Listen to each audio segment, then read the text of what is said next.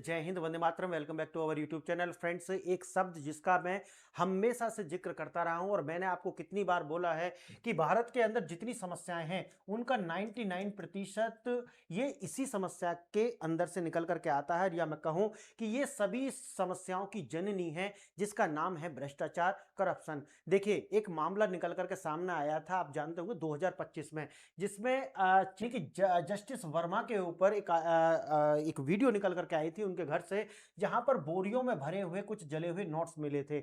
बहुत पैसे मिले थे, जिससे उन्होंने डिनाई किया था और देश के अंदर उससे बहुत ज्यादा कोहरा मचा था। उसके बाद में उनको हटाया गया, लेकिन फिर कुछ समय के बाद में उनको इलाहाबाद हाई कोर्ट के अंदर ट्रांसफर करके उनको पोस्ट दे दी गई। उसके बाद में फिर दुनिया ने इसको किस तरीका से ट्रोल किया, और मैंने एक वीडियो बनाई थी कि एनसीईआरटी के अंदर, जुडिशरी के अंदर करप्शन को लेकर के एक चैप्टर, एक मतलब पैराग्राफ था, उसके लिए किस तरीका से सुप्रीम कोर्ट के द्वारा उस चैप्टर को हटाया गया और जो लिखने वाले थे उनके लिए अलग तरीका के जो वर्डिक्ट्स है वो दिए गए। देखिए, अब नया मामला इसमें क्या आया है, तो जो जस्टिस वर्मा है उन्होंने क्या दिया है, अपना इस्तीफा दे दिया है। अब देखिए, मैं आज आपको बताऊंगा कि जो इनके इंपीचमेंट की बात चल रही थी कि भाई इन पर इंपीचमेंट होगा, लेकिन इंपीचमेंट हो उससे पहले ही इन्होंने इस्तीफा दे दिया। उसका कारण क्या है तो हम ये देखने वाले हैं, और दूसरा हम ये देखेंगे कि जो जितने भी इंस्टीट्यूशन है डेमोक्रेसी के अंदर, उनमें किसी में भ्रष्टाचार नहीं होना चाहिए। देखिए, डेमोक्रेसी ऐसा नहीं है कि डेमोक्रेसी कोई अलग से वस्तु है तो वो डेमोक्रेसी है, नहीं। देखिए, जो डेमोक्रेसी है उसको उनका जो अंग है, छोटे छोटे जो अंग है, वो सब क्या है, ये इंस्टीट्यूशंस हैं। जैसे ह्यूमन बॉडी है ना, ह्यूमन बॉडी में बहुत सारे अंग होते हैं, उसी तरीका से हमारी डेमोक्रेसी के अंग हैं ये इंस्टीट्यूशंस। देखिए, सारे इंस्टीट्यूशंस में करप्शन नहीं होना चाहिए, किसी में भी नहीं होना चाहिए, लेकिन ये जो जुडिशरी है ना, ये सबकी एक प्रोटेक्टर है। तो अगर यहां पर होगी, तो जैसे मैं आपको बताऊं कि परिवार है, कोई भी फैमिली है, फैमिली में सभी लोगों का आचरण अच्छा होना चाहिए, सभी से उम्मीद होनी चाहिए कि सबका आचरण अच्छा हो। लेकिन इसमें ये सबसे ज्यादा उम्मीद ये की जाती है कि जो परिवार का हेड है, जो परिवार का मुखिया है, उसके चरित्र में, उसके आचरण में किसी तरीका की कोई खामी ना हो। नहीं समझे मेरी बात? देखिए, उम्मीद तो ये की जाती है कि फैमिली में सभी का आचरण अच्छा हो, लेकिन अगर नीचे कोई आचरण गंदा हो भी जाता है तो उसे समाज में बहुत ज्यादा बुरा नहीं माना जाता, कहते ठीक है भाई, हो जाएगा। लेकिन अगर परिवार का मुखिया ही सबसे ज्यादा गलत आचरण करता है तो कहा जाता है कि परिवार तो डूब गया। आप समझ रहे हैं?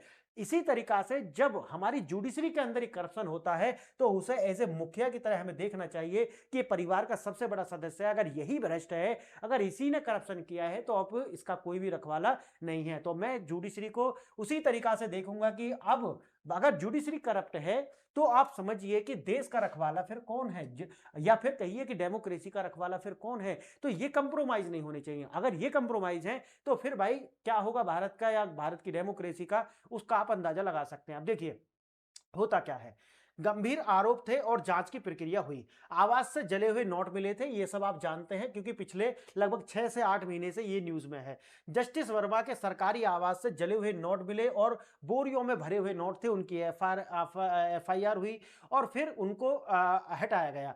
आंतरिक जांच बनाम कानूनी कार्रवाई, पुलिस कार्रवाई के बजाय सुप्रीम कोर्ट ने आंतरिक समिति बनाई और जज ही जजों को क्या कर रहे थे, मैंने आपको जैसे बताया कि हम ही दलील है, हम ही वकील हैं। उन्होंने कहा कि जुडिशरी का मामला है, जुडिशरी इसकी जांच करेगी, और जांच क्या की, आपको जैसे मैंने बताया कि इनका तबादला कर दिया गया इलाहाबाद हाई कोर्ट में। अब याद रखना, मैं इलाहाबाद हाई कोर्ट कह रहा हूं, प्रयागराज नहीं, क्योंकि प्रयागराज नाम हो चुका है, लेकिन आज भी वहां की यूनिवर्सिटी हो या फिर वहां की न्यायपालिका हो, उसका नाम अभी भी इलाहाबाद ही है। तो ठीक है भाई, चलेगा। आगे देखना, महाभियोग प्रस्ताव, यानी कि इनके ऊपर इंपीचमेंट का प्रस्ताव लाया जाता आर्टिकल 146 के द्वारा। लोकसभा के 146 सदस्यों ने भ्रष्टाचार के आरोपों के आधार पर महाभियोग का नोटिस दिया था, लेकिन जैसे ही ये सब आता है ये खुद ही क्या कर देते हैं, रिजाइन कर देते हैं। देखिए, इनको भी पता है कि अगर इंपीचमेंट होगा तो ना तो इन्हें पेंशन मिलेगी और ना ही जो अभी इनके पास जो जुड़ा गठा था वो भी इनके पास रहेगा, वो भी नहीं है। इसीलिए इन्होंने सोचा कि मैं अगर रिजाइन कर देता हूं तो ये इंपीचमेंट यहीं खत्म हो जाएगा और मेरी जो पेंशन है, बाकी जो आगे वाली पेंशन होगी, जो पीछे जुड़ा हुआ है, वो मुझे मिल जाएगा। तो ये एक सोचिए कि एक सोचिए कि ये एक जानी पहचानी या फिर जानबूझ करके की गई एक गलती है, या कहते हैं ना गलती से मिस्टेक, ये वही है। आगे देखना व्यवस्था की खामियों और परिणाम, रणनीतिक इस्तीफा और वित्तीय सुरक्षा, जो मैंने आपको बताया कि इसमें वित्तीय सुरक्षा है। अगर ऐसा नहीं होता तो महाभियोग के ठीक पहले इस्तीफा देकर जस्टिस वर्मा ने पेंशन और सेवानिवृत्ति के जो भी लाभ थे उनको सुरक्षित कर लिया है, और रिटायरमेंट होने के बाद में बहुत सारे और इनको लाभ मिलते हैं तो वो भी इन्होंने सुरक्षित रख लिए हैं, आप समझ लीजिए। और बेइज्जती होने से बचा वो अलग है कि भाई इंपीचमेंट किया गया है तो इन्होंने कहा कि भाई मैं खुद ही कर देता हूं। उसके बाद आइए शून्य जवाबदेही रिकॉर्ड। यह आप देखेंगे कि जो जुडिशरी है उस पर किसी तरीका का चेक एंड बैलेंस नहीं है। इनको भारतीय इतिहास में अब तक भ्रष्टाचार के लिए किसी भी जज को महाभियोग के द्वारा हटाया नहीं जा सका है। ये अपना में दिखाता है कि एक तरीका से ये जो जज होते हैं उनके लिए एक ऐसी व्यवस्था बना देता है कि उन्हें डर ही नहीं होता, ये ज्यादा से ज्यादा क्या हो जाएगा, इंपीचमेंट हो नहीं पाएगा, क्योंकि अपने आप में एक बहुत जटिल प्रोसेस है। उसके बाद देखिए होली काउ, याद रखना कि हमारे समाज के अंदर कुछ ऐसी होली काउज अब क्रिएट हो चुकी हैं, जैसे कि महात्मा गांधी पर आप डिबेट नहीं कर सकते, अंबेडकर बाबा अंबेडकर साहब पर आप डिबेट नहीं कर सकते, उनके लिए कुछ नहीं कह सकते। उसी तरीका से संविधान पर आप डिबेट नहीं कर सकते। उसी तरीका से आप देख रहे होंगे कि ये जो न्यायपालिका है इसके भ्रष्टाचारों पर और इनके अंदर जो खामियां हैं उन पर आप डिबेट नहीं कर सकते, नहीं तो ये आपके ऊपर मानहानि का मुकदमा कर देंगे। तो आप सोचिए कि एक समाज के अंदर जब इस तरीका से होली काउ क्रिएट कर ली जाती हैं तो उस समाज का पतन अपने आप में शुरू हो जाता है, और वही भारत में होता हुआ आपको दिख रहा है। देखिए न्यायपालिका में भ्रष्टाचार के प्रति संवेदनशीलता और आंतरिक नियुक्ति तबादला प्रक्रिया जवाबदेही में ये सारे के सारे वो बाधाएं हैं जो न्यायपालिका के अंदर परिवर्तन और उनमें उनको सुधार को उनका जो सुधार का मार्ग है उसमें बाधा उत्पन्न करते हैं। देखिए न्यायपालिका विशेषाधिकार और जवाबदेही का अभूतपूर्व संकट है, और जो मैंने आपको बताया था कि मार्च 2025 के अंदर ये सारा शुरू हुआ था और वहां से लेकर के अब तक ये सब निकल करके आया है। देखिए विभिन्न न्यूज़पेपर की कटिंग्स भी बताती हैं कि न्यायाधीश के आवास पर जले हुए नोट्स का जखीरा मिला, दिल्ली हाई कोर्ट जजेस द रेजिडेंस मिस्ट्री, ये उसी टाइम के न्यूज आर्टिकल्स हैं। देखिए न्यायाधीश का दावा, होली पर घर पर नहीं थे, धन जानकारी नहीं मिली थी, इसीलिए जज claims not home on Holi unaware of money. उन्होंने कहा था उस समय पर भी जस्टिस वर्मा के द्वारा कि मुझे नहीं पता ये कहां से आए हैं। उसी तरीका से आप देखिए अलग अलग न्यूज आर्टिकल है, कोई एफआईआर नहीं हुई क्योंकि कोर्ट ने कहा था कि हमारा मामला है, हम खुद ही इसको देख लेंगे, इसीलिए। अब देखिए घटना हुई थी दिल्ली उच्च न्यायालय के तत्कालीन न्यायाधीश जस्टिस जसवंत वर्मा के आधिकारिक आवास से जले हुए नोट मिले थे, जो मैंने शुरू में बताया। अब बचाव पक्ष का तर्क क्या है? न्यायाधीश का दावा वह होली, यानी कि उस समय पर होली थी मार्च के अंदर, उस समय पर वो अपने आवास पर नहीं थे, तो ये नोट उन्हें पता ही नहीं है किसके हैं और कहां से आए हैं। उसके बाद प्रारंभिक प्रतिक्रिया, दिल्ली पुलिस द्वारा कोई एफआईआर दर्ज नहीं की गई, सर्वोच्च न्यायालय द्वारा केवल ये आंतरिक जांच समिति को सौंप दिया गया कि हमारा मामला है, हम खुद देख लेंगे। आगे देखना, आप एक अपराध एक प्रक्रिया, दो आम नागरिक बनाम मानवीय न्यायाधीश। आप देखिए, आप देख रहे होंगे कि आम नागरिकों के लिए अलग है, अगर कोई 100 रुपए की चोरी कर लिए तो उसके लिए भी सजा है, लेकिन अगर माननीय हैं उनके लिए सजा नहीं है। देखिए क्या हुआ कि ये जांच समिति बैठी, कुछ नहीं, उनका क्या कर दिया, तबादला कर दिया, उन्हें इलाहाबाद हाई कोर्ट में ट्रांसफर कर दिया। तत्कालिक एफआईआर नहीं हुई, और अगर कोई आम आदमी होता तो उस पर एफआईआर होती, पुलिस उसको पूछताछ करती, घसीट करके ले जाती। लेकिन वहीं अगर देखा जाए तो एक जो जज है उसके ऊपर कोई भी कार्रवाई नहीं होती, जांच समिति, आंतरिक जांच समिति बैठा दी जाती है और वो उसको पुरस्कृत करती है। उसके बाद देखिए संपत्ति और साक्ष्य, संपत्ति का तत्कालीन जब्ती और सीलिंग कर ली जाती है अगर आम नागरिक होता, लेकिन यहां पर एक विशेष लोग हैं, इसलिए साक्ष्यों के बावजूद आवास और सरकारी सुविधाओं को निरंतर उपभोग करते रहे और तबादला होकर के अपना एंजॉय करते रहे। देखिए उसके बाद आता है दंड कदम, अगर आम आदमी होता तो गिरफ्तारी हो जाती या उसका निलंबन होता, और देखिए जो सेवाएं हैं वो भी खत्म होती, गिरफ्तारी नहीं हुई, सुप्रीम कोर्ट के कॉलेजियम द्वारा केवल तबादला कर दिया गया, तो ये सजा के रूप में मिला है। अब देखिए दिल्ली से इलाहाबाद, सजा या फिर व्यवस्था का सुरक्षित एस्केप रूट, सर्वोच्च न्यायालय के कॉलेजियम ने एफआईआर की सिफारिश करने के बजाय एक मध्यम मार्ग चुना। जस्टिस वर्मा को दिल्ली उच्च न्यायालय से इलाहाबाद उच्च न्यायालय स्थानांतरित कर दिया गया, उन्हें न्यायिक कार्यों की वंचित कर दिया गया, परंतु एक उच्च न्यायालय के न्यायाधीश को सभी सुख सुविधाएं और वेतन विशेषाधिकार वो लगातार उनका उपभोग करते रहे। अब देखिए इस बात को, यह निर्णय जन दबाव को शांत करने का एक सामूहिक प्रयास था, न कि कोई कानूनी दंड। आप सोचिए कि आम नागरिक के लिए अलग तरीका के कानून है और वहीं ये खास लोग जो है वो सिस्टम के जो लोग हैं उनके लिए अलग है, तो इससे एक समाज अपने पतन की ओर ही जाता है। और एक संस्था के रूप में आप कैसे डेमोक्रेसी को बचाएंगे, ये भी एक बड़ा सवाल यहां से उत्पन्न होता है। महाभियोग का दबाव और जजेस इंक्वायरी एक्ट 1968, जन दबाव और राजनीतिक पहल, सत्तारूढ़ और विपक्षी दलों के 140 लोकसभा सदस्यों द्वारा महाभियोग प्रस्ताव का नोटिस दिया गया।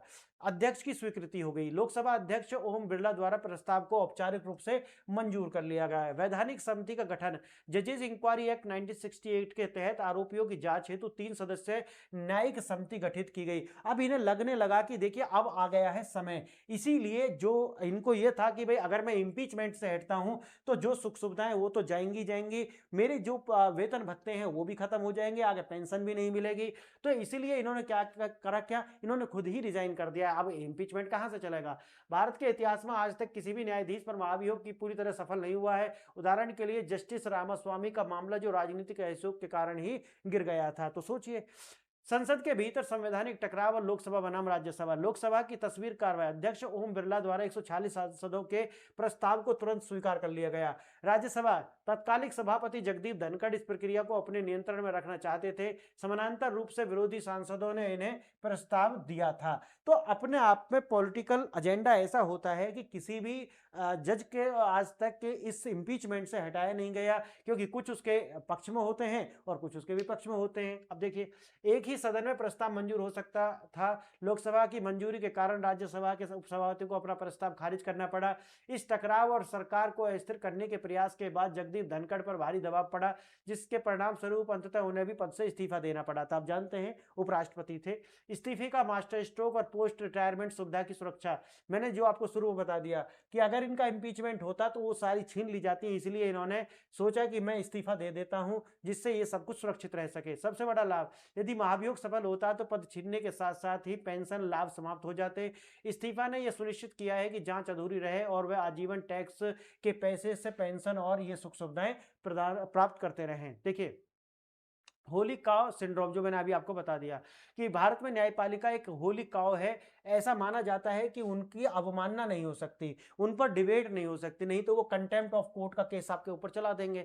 एक सरकारी समिति ने 8वीं कक्षा की किताब में न्यायपालिका के भ्रष्टाचार पर एक छोटा अध्याय लिखा था, तो उसको लेकर के कितना ज्यादा शोर शराबा हुआ था आप जानते हैं। संस्थागत प्रतिक्रिया, न्यायाधीशों ने इसे इतनी गंभीरता से लिया कि इन्हें 3 डोमेन विशेषज्ञ को भी भविष्य में किसी भी सरकारी विभाग में काम करने से आजीवन प्रतिबंधित कर दिया गया, कि जिन्होंने इसे लिखा था उन्हीं को प्रतिबंधित कर दिया। आप सोचिए, यह घटना दर्शाती है कि व्यवस्था स्वयं के मूल्यांकन और सार्वजनिक जवाबदेही से किस प्रकार बचती है, और ये बचाएंगे डेमोक्रेसी को। अब सोचिए, देखिए तथ्यों की आईने में वैश्विक सूचकांक और अपारदर्शी प्रमाण क्या है। वैश्विक परिप्रेक्ष्य में अगर ट्रांसपेरेंसी इंटरनेशनल के करप्शन परसेप्शन इंडेक्स जैसी रिपोर्ट्स में लगातार भारतीय जो इंस्टीट्यूशंस हैं उनमें पारदर्शिता की कमी के कारण रैंकिंग लगातार नीचे गई है। कॉलेजियम की भूमिका, न्यायाधीशों की नियुक्ति, तबादले और पदोन्नति में सब कुछ स्वयं न्यायाधीश ही न्यायाधीशों का न्याय करते हैं। तो आप सोचिए कि यहां पर किस तरीका की व्यवस्था चल रही है।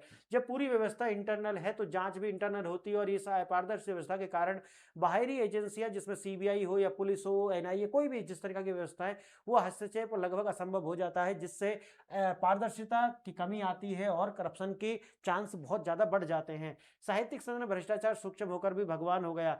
एक महान व्यंग्यकार हरिशंकर परसाई के प्रसिद्ध लेख भ्रष्टाचार का तावीज के संदर्भ में इस प्रकरण पर सटीक बैठता है। जब राजा ने पूछा कि भ्रष्टाचार कहाँ है, तो दरबारियों ने कहा कि वह उनके सिंहासन पे में भी है, परंतु वह सूक्ष्म रूप से धारण कर चुके हैं। भ्रष्टाचार भगवान हो गया है सूक्ष्म रूप में। सर्वोच्च न्यायालय की नजर में भी भ्रष्टाचार इतना सूक्ष्म हो गया है कि जले हुए नोट स्पष्ट रूप से साक्ष्य के रूप में दिखाई नहीं पड़ते, और वो इसे इंटरनल कमेटी का मामला बता करके रफा दफा कर देते हैं। फ्रेंड्स, अपने आप में ये जो समस्या है ये भारत को अंदर से खोखला कर रही है, और जब भारत को अंदर से खोखला कर रही है तो इसका मतलब है कि भारत का जो समाज है उसको ये नष्ट कर रही है, और ये गंभीर मामला है। तो जिस सरकारों को भारत के जो नागरिक वो चुन करके भेजते हैं उनका ये दायित्व है कि आप एनजेसी एक्ट लेकर के आए थे, आप याद होगा आपको, उस समय के बाद में 2019 में इनकी 300 से ज्यादा सीट आई थी। उसके बाद भी जुडिशरी और पुलिस रिफॉर्म दो ऐसे एजेंडा हैं, जब तक ये नहीं होंगे भारत के अंदर से करप्शन नहीं जाएगा, नहीं जाएगा और नहीं जाएगा। इसीलिए भारत की ये अवनति आप देख रहे हैं ना समाज के अंदर, ये इन्हीं का कारण है कि जब जज किसी भी तरीका से उनकी जवाबदेही तय नहीं हो पाती, करप्शन के मामले ज्यादा हैं, तो फिर वो क्या ही किसी के साथ न्याय कर पाएंगे जो खुद के साथ भी न्याय नहीं कर पा रहे हैं। देखिए 2-3 प्रश्न हैं, अगर आपको ऐसे कोई प्रश्न आपके मन में है तो उनके आंसर मैंने यहाँ दे दिए हैं।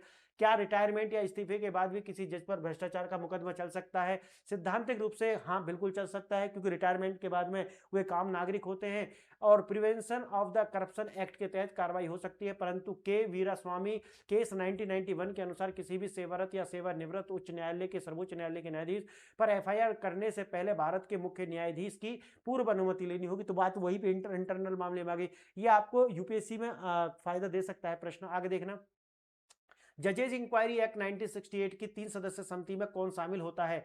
इस वैधानिक समिति में अनिवार्य रूप से 3 सदस्य होते हैं। पहला सुप्रीम कोर्ट के एक मौजूदा जज, दूसरे हैं किसी भी हाई कोर्ट के चीफ जस्टिस और तीसरे हैं एक प्रतिष्ठित न्यायविद। जो भी न्याय की नॉलेज रखता हो, लॉ कानून की नॉलेज रखता हो, एक वो व्यक्ति होना चाहिए। तो फ्रेंड्स यही है। अगर आपको लेक्चर पसंद आया है तो चैनल को लाइक शेयर एंड सब्सक्राइब करें और मेरी ऐप है PRS ऑफिशियल, उसको आप iOS या एंड्रॉयड जहां से भी आप डाउनलोड करना चाहें वो कर सकते हैं और चैनल को इसको सब्सक्राइब कर लेना।